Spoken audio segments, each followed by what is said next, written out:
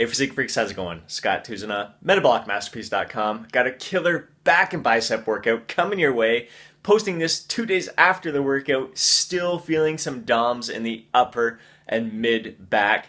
Biceps were cramping the next day. Look forward to hearing how your experience is with this workout. Let's get to that footage. And here we are kicking off the workout with a superset between straight arm pull downs and wide grip pull downs. We're going for 10 to 12 reps on this exercise. I've got a bit of a wider grip here, and notice in the fully stretched position, I drop my hips back, and then as I'm contracting this movement, I'm thrusting my hips forward. Just fine with the hips back, I'm able to maximize this stretch in my lats there. I like to thrust those hips forward because I feel the contraction all the way down from right behind my armpits, all the way down to the Christmas tree, the spinal erectors. Just a personal preference of mine. In the fully stretched position here, I want you to make sure as you're allowing that weight to come up, don't relax your shoulders, don't relax your back. Keep everything nice and tight. Feel that stretch in the lats. Find if you relax your shoulders or try to get too much of a stretch, it can take that tension off of the lats and actually kind of aggravate the shoulders. So play around with that movement, play around with where you're feeling the contraction and the tension. This is just a killer superset here. Going for 6 to 8 repetitions. Try to work within a full range of motion. It's a little short for me there. I would have liked to come down a little bit closer to the chest, but all in all, just an incredible way to start off this workout. You're doing 3 sets there. So there's no rest between exercises, but about 90 seconds rest between sets. Here we got Rick. You can even see some of those striations in his triceps. See if I can get a better view of it over here. Triceps are just freaking shredded. Not too bad for a guy who's 52 years old, soon to be 53. Now, Rick likes to keep his hips back a little bit, so he's not thrusting them forward like I do. Just his personal preference, and I see a lot of other guys doing the same thing. It appears that you can get even you can kind of extend that contraction. Your arms can pull that bar back even further in that with that type of stance. But play around with it.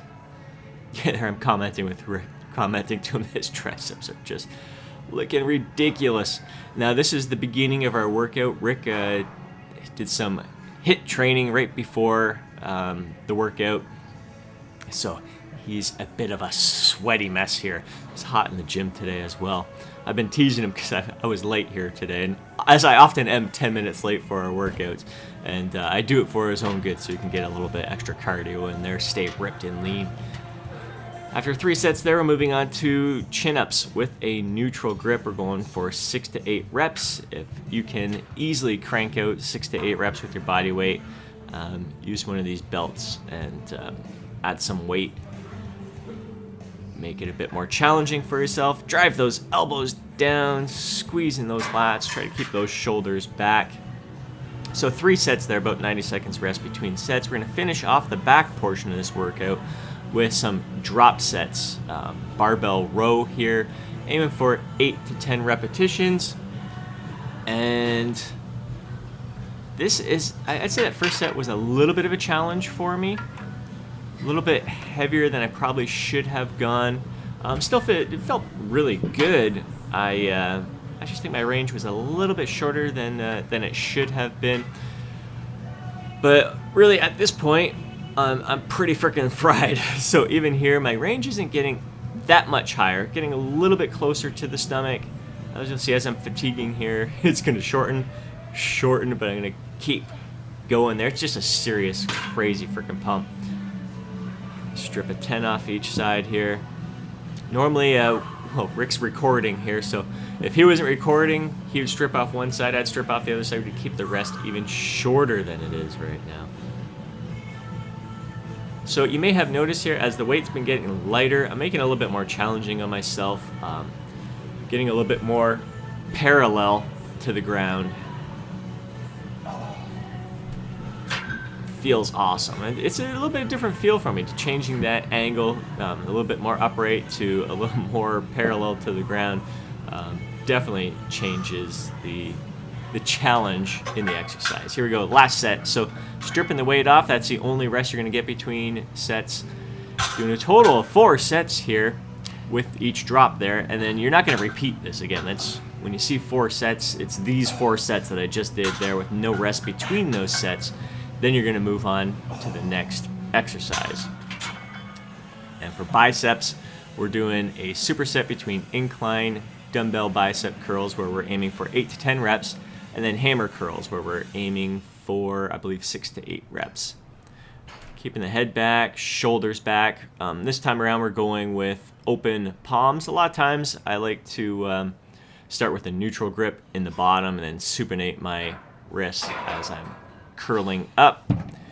Great pump. First week, beginning my cut here. And yeah, we're going for 6 to 8 reps here on the dumbbell hammer curls. Starting the cut, and still I'm happy with how lean I stayed during my 3.5 month building phase. So really excited to see these striations pop through, the vascularity come in through the next few weeks here. Probably going to end up being an 8-week cut. Little partial reps. I've been starting to do that this week, just throwing in some partial reps at the end for the last set and getting a big burn in there, big pump, just finishing things off. I'm doing a crappy job with focusing the camera. I'm just using my iPhone for all these videos right now. Definitely going to be investing in better quality camera in the near future. But right now, this is doing the trick. Here we got Rick. He's been, a lot of times in the past, if you've been following our videos for the past few years, he typically has had his head leaning forward and his shoulders are a little bit up off of the bench. And just lately, he's been keeping his head back, and he's finally realizing why I've been doing it all these years. It's a lot tougher when you have your head back and shoulders back. You end up having to go a little bit lighter. So 3 sets there, and then we're going to finish off with a drop set here. The barbell curl, we're going for 6 to 8 reps. Biceps are fried, back is fried. I love seeing those striations in my shoulders there. Yeah, so no rest between sets.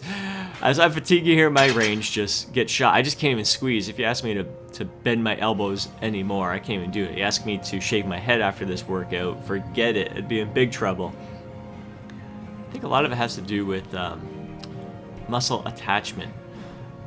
Got a longer head of the bicep muscle, attaches a little bit lower, especially compared to Rick. So range tends to be a little bit different for back and biceps. I definitely noticed that no matter how light the weight is. This felt awesome. This is just a sick pump.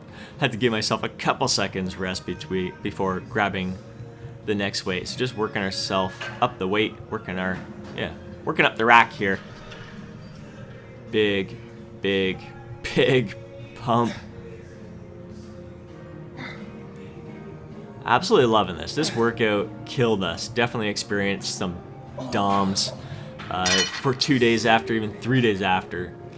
So I'm recording this. This is the 3rd day. Waking up this morning, still feeling a little bit of DOMs in my back.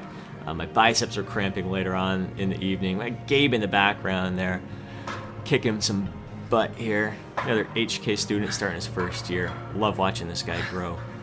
Last set, only 20 pounds, just big pump. Big, big pump, trying to crank that last little bit out. Hope you enjoyed this workout. Catch you next time.